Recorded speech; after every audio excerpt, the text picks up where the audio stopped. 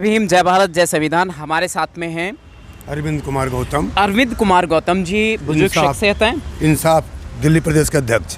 इंसाफ दिल्ली प्रदेश अध्यक्ष और काफ़ी समय से सक्रिय हैं बाबा साहिब जी के मिशन एंड मूवमेंट में। जी। बात करेंगे वर्तमान समय में डॉक्टर रितु सिंह, जो कि दलित समाज की बेटी है, होनहार है, ब्रिलियंट है, बहुत ही होशियार बच्ची है। एक तो पत्रकार महोदय जी, आप सबको बहुत बहुत बधाई। नमो बुद्धाय, जय भीम, जय भारत मेरी तरफ से। अभी आपने सवाल किया, रितु सिंह दलित की बेटी है। रितु सिंह दलित की बेटी नहीं है, रितु सिंह बहुजन समाज की बेटी है, रितु सिंह भारत की बेटी है, रितु सिंह देश की बेटी है, रितु सिंह हमारी बेटी है। जी साहब, जी बिल्कुल।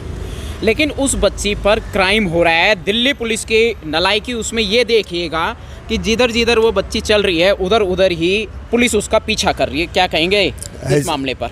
ऐसा है, उस बच्ची के साथ अत्याचार पापाचार नहीं हो रहा है, बल्कि देश की तमाम बहन बेटियों के साथ मनुस्मृति व्यवस्था वाले, आडंबर वाले, ये सब लगातार पीछा कर रहे हैं। लगातार जो है कि अत्याचार पापाचार हो रहा है। उसी बेटी के साथ नहीं बल्कि समूचे समाज के साथ हो रहा है।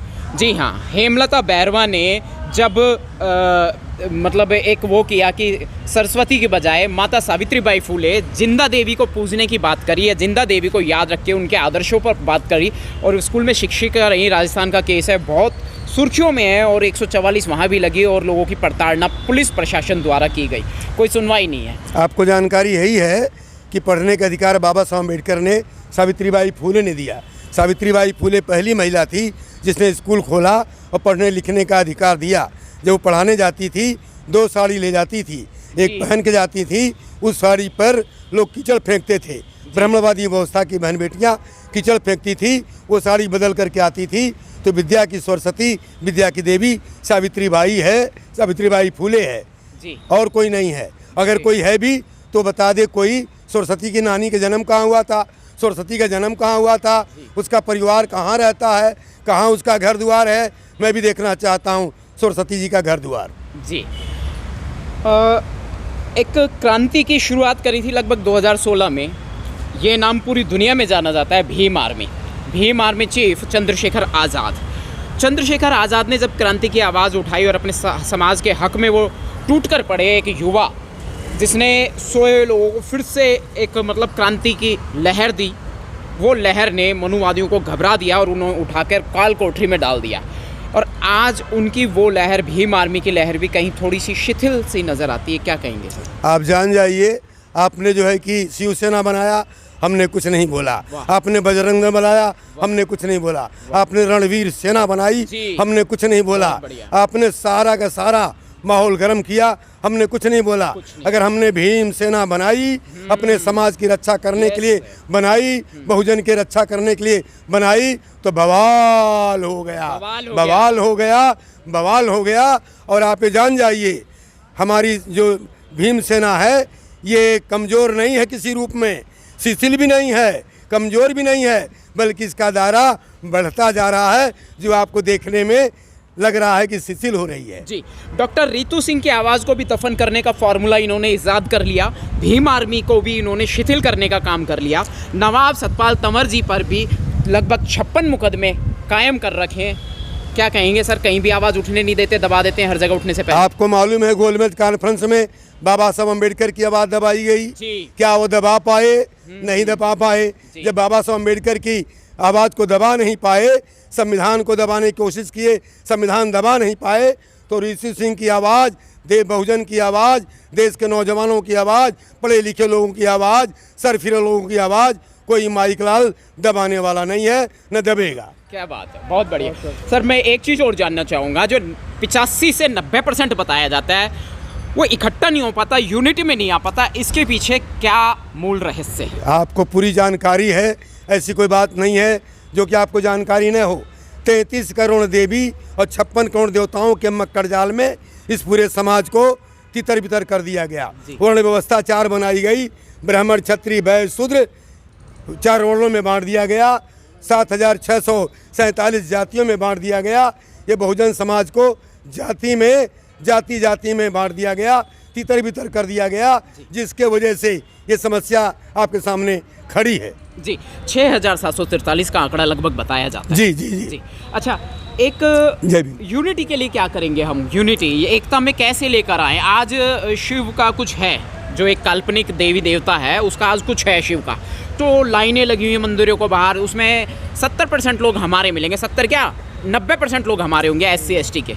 आपको मालूम, OBC। आपको मालूम है पढ़ने का अधिकार था नहीं, लिखने का अधिकार नहीं था, औजार रखने का अधिकार नहीं था, शिक्षा के दरवाजे बंद थे। बाबा साहब अम्बेडकर ने शिक्षा का दरवाज़ा जब खोला, लोग पढ़े लिख कर के डॉक्टर, मास्टर, इंजीनियर बने।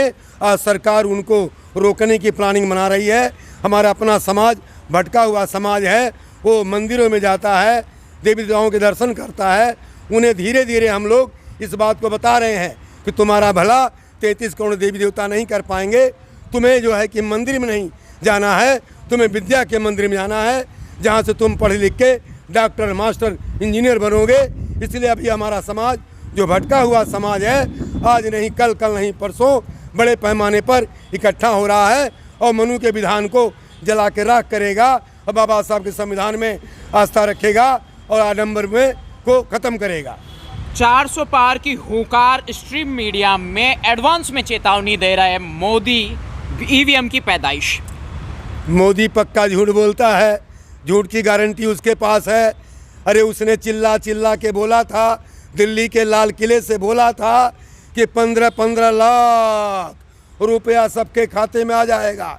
पत्रकार महोदय, मैं पूछना चाहता हूँ, क्या 15 रुपये आया किसी के खाते में? नहीं आया।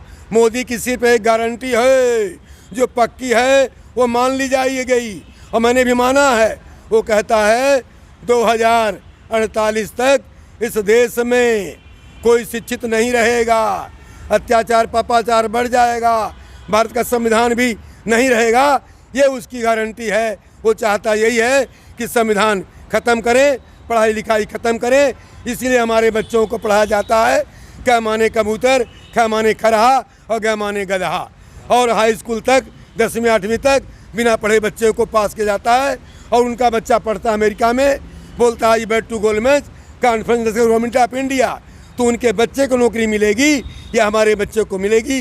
इसलिए शिक्षा का दरवाज़ा भी बंद किया जा रहा है। उसी के कड़ी में रितु सिंह भी शामिल हैं, जो टीचर हैं, पढ़ाती हैं, उनका दरवाज़ा भी रोका गया है।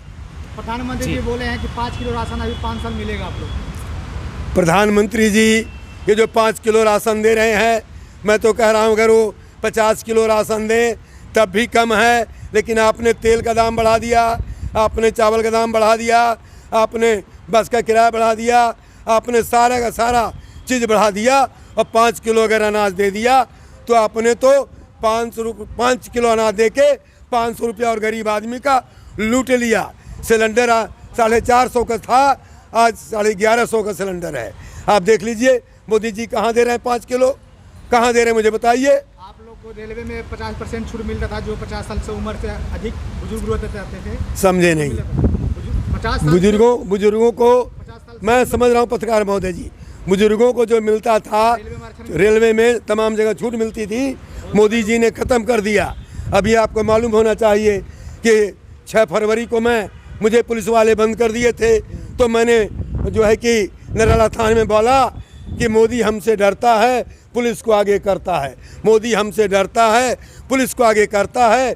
जुल्मी जब तक जुल्म करेगा, सत्ता के गलियारों से चप्पा चप्पा गूंज उठेगा जय भीम के नारों से।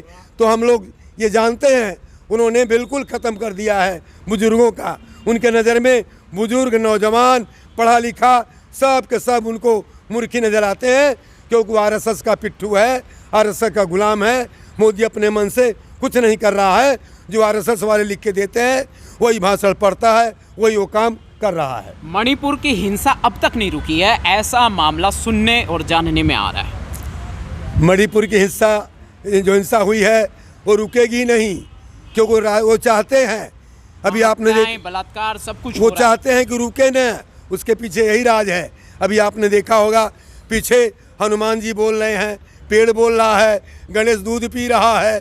वो नौटंकी ड्रामा करते रहेंगे। उसी नौटंकी ड्रामा से उनकी 2 इंजन की सरकार, डबल इंजन की सरकार धीरे धीरे चल रही है।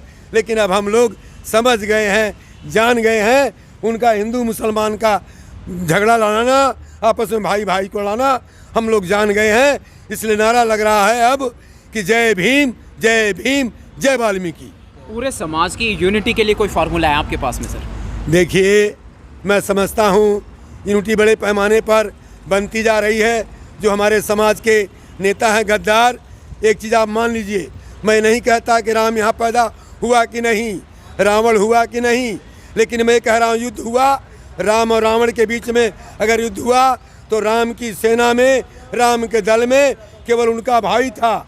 उनके गोल में हनुमान कौन था, विभीषण कौन था, उनके गोल में ऋष भालू कौन थे, जटायु कौन थे, ये आदिवासी लोग उनके सेना में थे। और रावण की सेना में भी आदिवासी लोग थे। तो राम रावण का युद्ध हुआ कहाँ? हमारे अपने लोग उधर चमचागिरी में लगे हैं, बहुत सारे दलाल लगे हुए हैं, बहुत सारे नेता लगे हैं। मैं किसी का नाम नहीं लेना चाहता, लेकिन सारे नेताओं की दलाली ख़त्म हो जाएगी और सबकी औकात की पता चल जाएगा। हम लोग लगे हुए हैं एकता बनाने में, भाईचारा बनाने में। अभी क्या है, कुछ नेताओं में ईगो है, ईगो, वही ईगो ख़त्म करने के लिए रणनीति चल रही है, बात आगे बढ़ रही है। 2024 से क्या होगा फिर?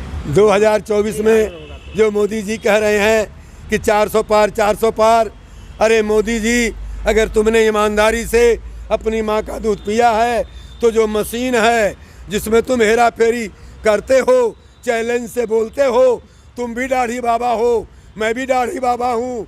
तुम्हारी दाढ़ी से मेरी दाढ़ी कमज़ोर नहीं है, तुमसे बोलने डोलने में मैं कमज़ोर नहीं हूँ, तुमसे पढ़ा लिखा भी मैं कमज़ोर नहीं हूँ। फर्क यह है कि तुम ताजमहल में रहते हो, कोठी बंगला में रहते हो, और मैं झोपड़पट्टी में रहता हूँ।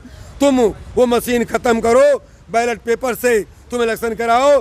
तुम 400 की बात कर रहे हो, 40 सीट भी नहीं मिलेगी, 40 सीट भी नहीं मिलेगी, 40 भी नहीं मिलेगी। कोई CID वाले हो, पत्रकार हो, कवि हो, लेखक हो, कोई नोट करना चाहे नोट करे, कोई कल जेल भेजना चाहे कल जेल में नहीं बल्कि आज भेजे। जेल में मेरा नारा रहेगा, जब तक जेल में चना रहेगा आना जाना बना रहेगा, जब तक जेल में चना रहेगा आना जाना बना रहेगा। बहुत बहुत शुक्रिया, बहुत बहुत साधुवाद। जय भीम, जय भारत, जय सेना। Thank you sir.